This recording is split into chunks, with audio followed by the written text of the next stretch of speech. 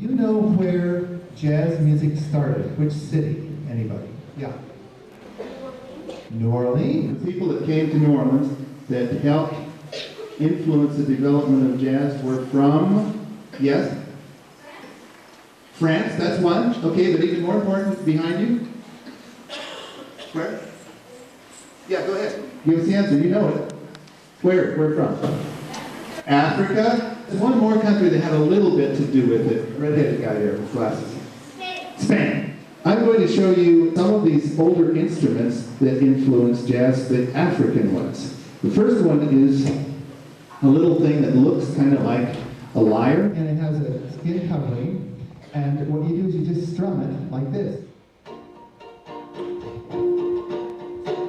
Now this and other instruments similar to this developed into the banjo. And we're going to ask Jared to do a few strums on this banjo.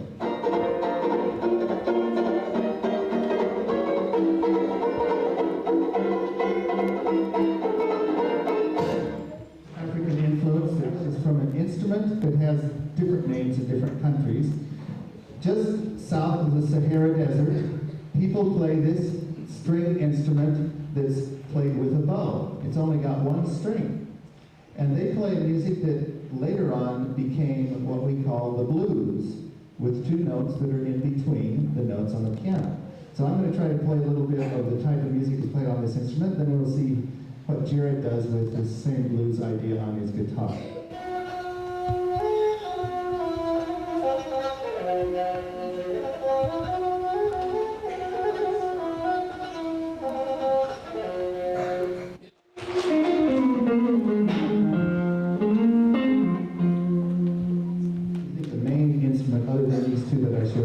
Came from Africa.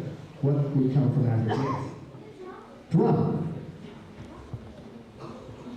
Here's a drum from North Africa. I'm going to play a little beat on this, and we're going to ask Cliff Smith to show you how that beat transferred and changed, and they used it in early jazz. It's almost the same beat.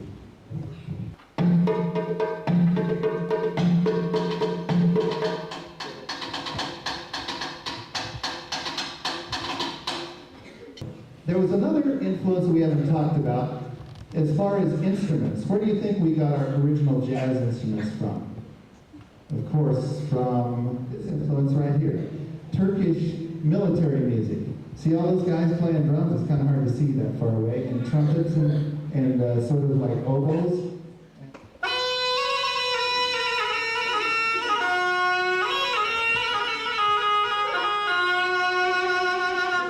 Notice what's funny about this drum? Yeah. See some things on it that you don't see on usual drums? Yes, girl with red. Sorry? Or t-shirt? Yeah. Strings. Well, it got a strap, but it's got these strings here. And these strings buzz when you hit the drum. They're supposed to. Hear them kind of buzz and rattle. That adds an extra sound. We're going to ask Cliff to hold up the snare drum and show you the back of it. They have strings on the back of it, too. Why don't you give it a go? From this drum, we get the drum he just showed you, the snare drum, and that great big thing, the bass drum, which is a bigger version of this. I'm going to ask Alex to come up here and help me a little bit.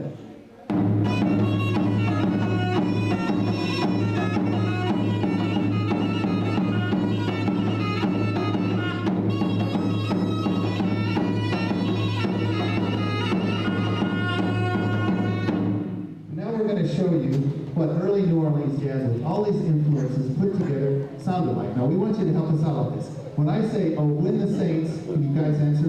Oh, when the saints. Try it. Oh, when the saints. Oh, when the saints. Go marching in. Go marching in. Oh, when the saints. Oh, when the saints. Go marching in. Go marching in. Oh, when the saints. Go marching in. Oh, when the saints go marching in. Now I want to be in that number when them saints go marching in.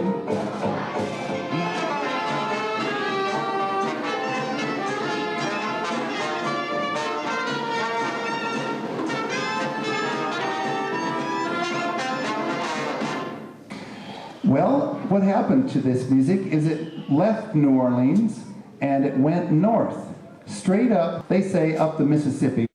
And where do you think it ended up? What's a city that's straight from, you know where New Orleans is? Down there where they have swamps and stuff. If you go straight up from there, up the Mississippi, what's the big, huge city you're going to get to?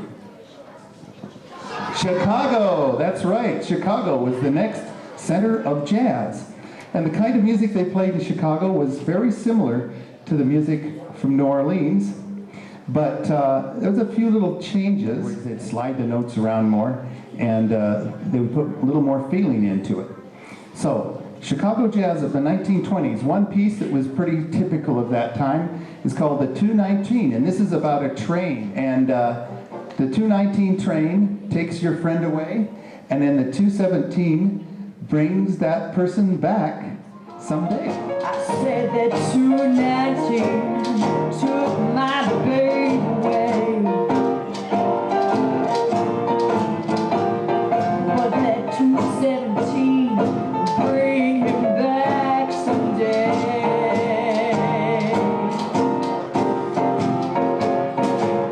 219, you've done me wrong. Oh, 219, you've done me wrong. You took my baby, kept it away too long. We're going to ask for a few volunteers, and we're going to have some of your teachers select a few people to come up here on the stage, and we're going to teach you a dance. Then you stretch your loving arms straight out in space. Then you do the eagle rock. How does an eagle rock? With style and grace. Swing your foot around, and then you bring it right back, and that's what we call ball in the jack. First you put your two knees close up tight, then you swing to the left and swing to the right. Step around the floor, kind of nice and light. Then you twist around and twist around with all of your might. Smack your loving arms straight out of space. Then you do the eagle rock with style and grace. Swing your foot around and bring it right back. That's what we call ball in the jack.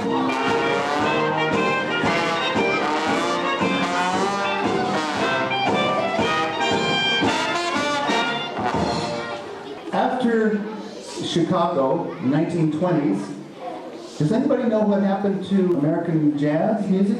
Where do you think it went from Chicago, even a bigger city than that? Yeah, with the red hair. New York. That's right. Jazz went to New York. It went to a bigger city. What do you think happened to the bands?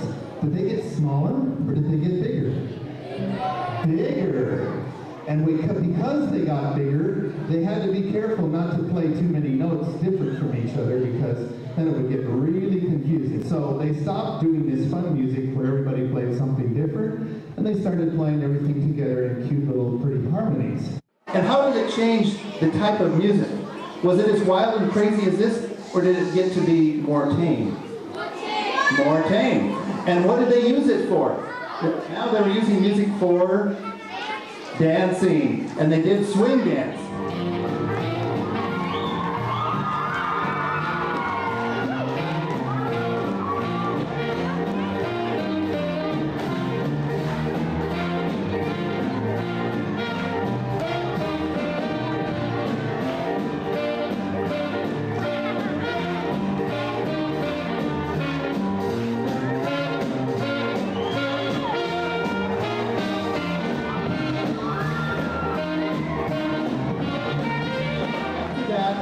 Then they decided to make the band smaller again so that musicians could have fun playing instead of just doing the same thing.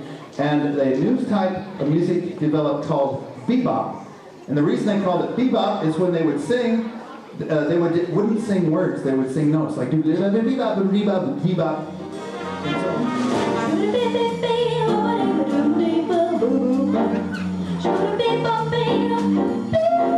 And so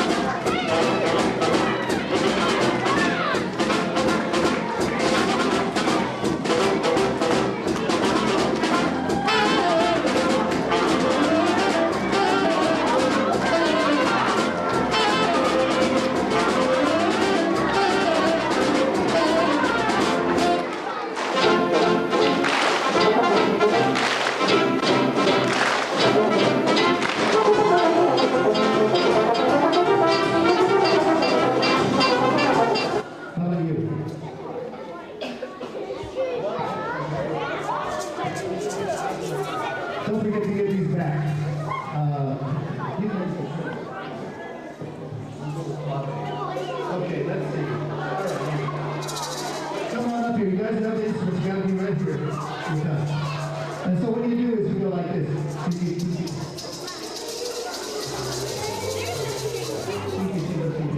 Okay? Alright, this is a little piece from an island called St. Thomas. Another kind of jazz is influenced by Afro-Cuban and Latin American music. And this piece is actually called St. Thomas. Now you guys know how to do Latin dance? Just sort of whatever feels good to the music. And then we can actually use this music to calm the line back to class.